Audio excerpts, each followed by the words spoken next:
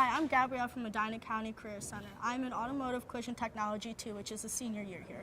I came from Medina High School, and when I came from there, I knew nothing about cars. I'm about to graduate from here, and I know how to weld. I can do estimates for an insurance company. I can paint a car parts. I can take dents out, scratches out, everything. There's a lot of different job opportunities you can get coming out of here. You can go work for a body shop. You can own your own body shop. You can work for paint companies, or you can be an estimator with an insurance company. There is this huge competition across the United States that you can go to. It's called Skills, but only one person from Ohio gets to go every year. I'm about to try to go for estimating, which is for the whole insurance company thing, which is kind of cool. But there's the painting, bodywork, and estimating you could try to go for. If you don't have to worry about certifications because you get all of them here, which is really nice to do. You can get internships through your senior year, which will actually put you into the working environment, which is a nice thing to do because then you get used to it. But the Career Center is a good place to be.